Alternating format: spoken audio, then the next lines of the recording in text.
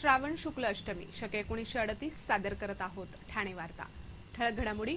ज्येष्ठ नागरिकांच्या सुरक्षिततेसाठीच्या कर्तव्य उपक्रमाचं उद्घाटन 15 ऑगस्टला सचिन तेंडुलकरच्या हस्ते।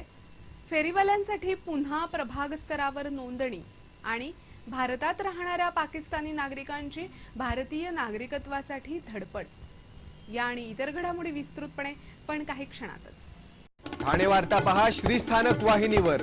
आता सकाळी 9:15 पासून रात्री 9:15 पर्यंत ठाणे वार्ता, ठाण्यातील पहिलं दृकश्राव्य माध्यम। श्रीस्थानक वाहिनी ठाण्याची स्वतःची वाहिनी। ठाण्यातील घडामोडी, कार्यक्रम, वादविवाद, अगदी गाणी, नाटक याचा आनंद घर बसल्या पहा श्रीस्थानक वाहिनी। आपल्या ठाण्याचं हक्काचं व्यासपीठ श्रीस्थानक वाहिनी। ठाणे वार्ता आता संकेतस्थळावर देखील ठाणेवार्ता.com वर क्लिक करा आणि ठाण्याच्या घडामोडी जाणून घ्या। ठाण्यातील पहिलं ऑनलाईन माध्यम ठाणेवार्ता.com। नमस्कार मंडळी, दर रविवारी पाहायला विसरू नका। नमस्कार मंडळी, आपल्या प्रश्नांचं थेट उत्तर। ठाणे वार्ता पहा श्रीस्थानक वाहिनीवर। आता सकाळी 9:15 पासून रात्री 9:15 पर्यंत ठाणे वार्ता, ठाण्यातील पहिलं दृकश्राव्य माध्यम। अडगळीत पडलेल्या फेरीवाला धोरणाला केंद्राच्या फटकाऱ्यानंतर पुन्हा उजाळा देण्याच्या हालचाली सुरू झाल्या आहेत। ठाण्यात राष्ट्रीय फेरीवाला धोरण राबवण्याच्या उद्देशाने तब्बल 8,000 पेक्षा जास्त फेरीवाल्यांची नोंदणी करण्यात आली। केंद्रानं याबाबत फटकारल्यानंतर पुन्हा प्रभाग स्तरावर फेरीवाला नोंदणी सुरू करण्यात येणार आहे। ठाण्यात रस्त्यावर धंदा करणाऱ्या फेरीवाल्यांमुळे वाहतूक कोंडी निर्माण होत असल्यानं ठाण्यात राष्ट्रीय फेरीवाला धोरण राबवण्याचा निर्णय घेण्यात आला। यासाठी पालिका प्रशासनाच्या वतीनं प्रत्येक प्रभाग समिती स्तरावर फेरीवाला सदस्य नोंदणी करण्यात आली। या नोंदणीत तब्बल 8,000 पेक्षा जास्त फेरीवाल्यांच्या नोंदणी करण्यात आल्या। मात्र हे धोरण नंतर अडगळीत पडलं होतं। यापूर्वी फेरीवाला समितीच्या अध्यक्षपदी पालिका आयुक्त होते, मात्र आता 16 जणांची समिती असणार असून त्यात महापालिकेच्या 2 अधिकाऱ्यांचा समावेश राहणार आहे। ठाण्यामध्ये ज्येष्ठ नागरिकांची सुरक्षितता आणि त्यांना सन्माननीय वागणूक मिळण्याकरता कर्तव्य या अभिनव जनजागृती उपक्रमाचं उद्घाटन क्रिकेटपटू सचिन तेंडुलकर यांच्या हस्ते होणार आहे। एका पत्रकार परिषदेत ही माहिती देण्यात आली। पोलीस आयुक्त परमवीर सिंग यांच्या पुढाकारानं साकार होणाऱ्या या उपक्रमाचा उद्देश ज्येष्ठ नागरिकांची सुरक्षितता तसंच सन्माननीय जीवन अधिकार याची जाणीव समाजाला करून देणे आहे। 15 ऑगस्ट पासून सुरू होणारा हा उपक्रम टप्प्याटप्प्यानं संपूर्ण जिल्ह्यामध्ये राबवला जाणार आहे। उपक्रमाच्या पहिल्या टप्प्यात शहरातील ज्येष्ठ नागरिकांसंबंधीची माहिती संकलित केली जाणार असून टाटा इन्स्टिट्यूट ऑफ सोशल सायन्सेसच्या मार्गदर्शनानं याकरता प्रश्नावली तयार करण्यात आली आहे। ज्येष्ठांप्रती असलेली सामाजिक जबाबदारी आणि त्यांना अपेक्षित सहकार्य या विषयाबद्दलची जनजागृती विविध युवक मंडळं तसंच खासगी संस्था कर्तव्य या उपक्रमांतर्गत करणार आहेत। कर्तव्य उपक्रमाकरता ठाणे पोलीस दलातर्फे 1090 हा टोल फ्री क्रमांक उपलब्ध करून दिला जाणार असून नागरिकांना आपल्या जवळपास घडणाऱ्या ज्येष्ठ नागरिकांसंबंधीच्या गुन्ह्यांची माहिती देता येईल। पाकिस्तानातील अस्थिर परिस्थितीला भारतातील निर्वासितही कंटाळले आहेत। या पाकिस्तान्यांना आता भारतीय नागरिकत्व हवं आहे। आम्ही अनेक वर्ष पाकिस्तानात राहत होतो, परंतु आता भारतीय नागरिकत्व घेण्याची इच्छा आहे। किमान आमची नातवंड तरी भारतात जन्मावी असं मनापासून वाटतं, अशी भावना पोटतिडकीनं मांडत सध्या उल्हासनगरात वास्तव्य करणाऱ्या धनजी फुफ्फल यांच्यासारख्या 43 निर्वासितांनी भारतीय नागरिकत्व मिळण्यासाठी केंद्रीय गृह मंत्रालयाला साकडं घातलंय। जिल्हाधिकारी महेंद्र कल्याणकर यांच्या पुढाकारातून भारतीय नागरिकत्व अधिनियम 1955 अन्वये शिबिर आयोजित करण्यात आलं होतं। पाकिस्तानातून दीर्घ व्हिसावर आलेले अनेक नागरिक भारतात राहत आहेत। गेल्या 12 वर्षापासून नागरिकत्व मिळत नसल्यामुळे त्यांना अडचणी येतात, परंतु सध्याच्या सरकारच्या धोरणामुळे सकारात्मक वातावरण निर्माण झाल्यानं उल्हासनगरच्या सिंधी कॉलनीमध्ये वास्तव्य करणाऱ्या निर्वासितांच्या अपेक्षा उंचावल्या आहेत।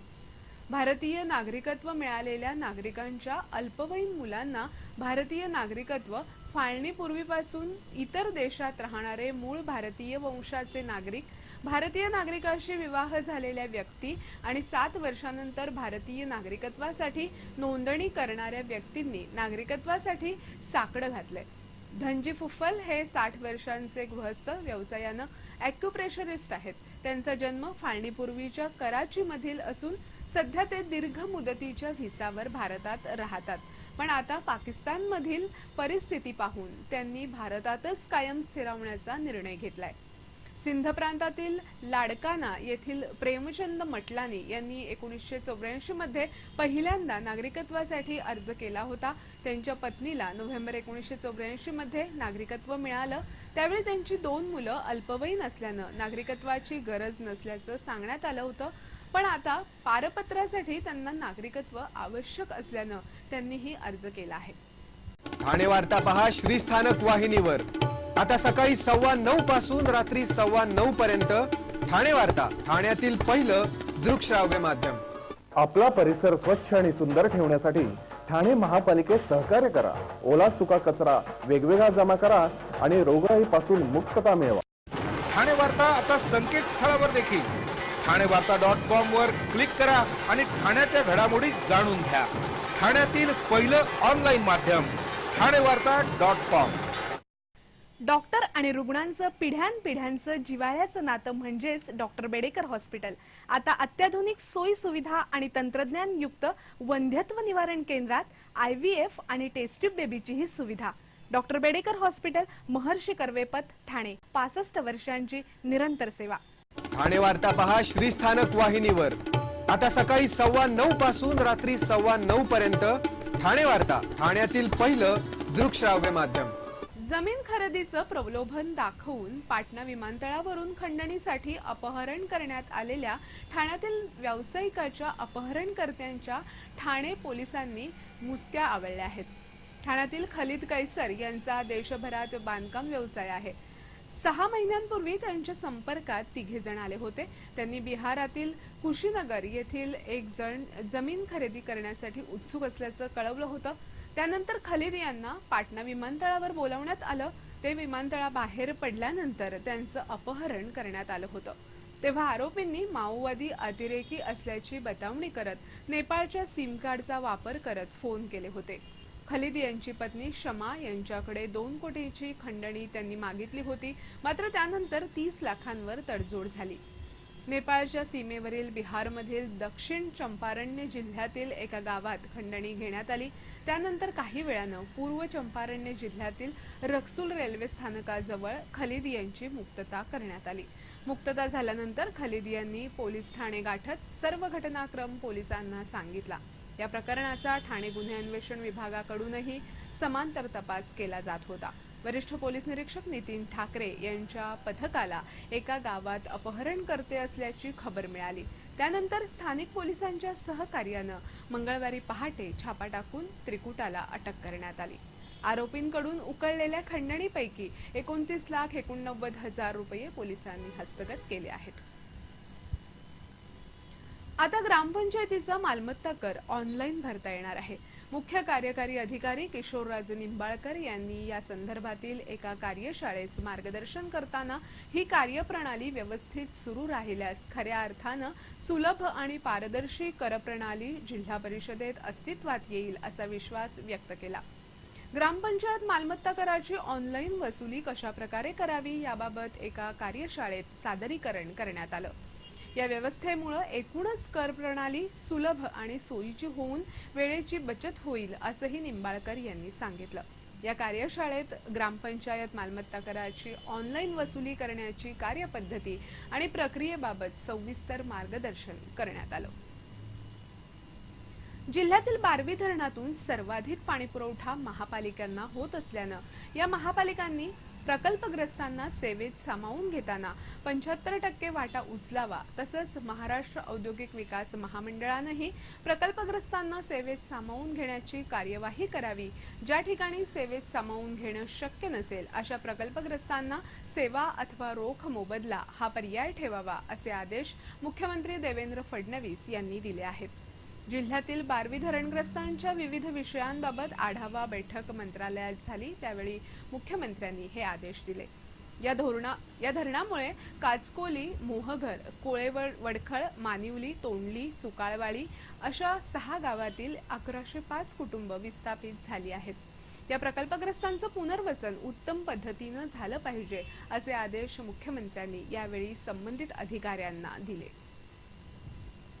ठाणे ते बोरिवली असं संजय गांधी राष्ट्रीय अभयारण्याच्या खालून जाणाऱ्या 11 किलोमीटर लांबीच्या भुयारी मार्गासाठी आवश्यक त्या परवानग्या देऊन या रस्त्याचं काम लवकर सुरू करावं अशी मागणी खासदार राजन विचारे यांनी संसदेत शून्य प्रहरात प्रश्नोत्तराच्या काळात केली। सध्या बोरिवली ते ठाणे असं अंतर रस्त्यानं किमान 30 किलोमीटर असून यासाठी संजय गांधी अभयारण्याला वळसा घालून जावं लागतं। आता या मार्गावर वाहतूक देखील वाढली आहे। यासाठी संजय गांधी अभयारण्याच्या खालून 11 किलोमीटर लांबीचा भुयारी मार्ग काढण्याची सूचना पालकमंत्री एकनाथ शिंदे यांनी मांडली होती। हा रस्ता झाल्यास प्रवासाचा वेळ 1 ते 1.5 तासाऐवजी 10 ते 15 मिनिटांवर येऊ शकेल। यामुळे इंधनाची आणि वेळेची मोठी बचत होऊ शकेल। महाराष्ट्र सरकारनं या प्रस्तावाला मंजुरी दिली असून केंद्र सरकारच्या विविध खात्यांच्या मंजुरीशिवाय हे काम सुरू होऊ शकत नाही। या कामासाठी वन, पर्यावरण विभाग तसंच केंद्राच्या नॅशनल बोर्ड फॉर वाईल्ड लाईफची मंजुरी मिळाली तरच सर्वेक्षणाचं काम हाती घेता येईल। तरी केंद्र सरकारनं भविष्याची गरज लक्षात घेता या रस्त्याच्या कामासाठी आवश्यक त्या खात्यांच्या मंजुरीसाठी परवानगी द्यावी अशी मागणी राजन विचारे यांनी केली।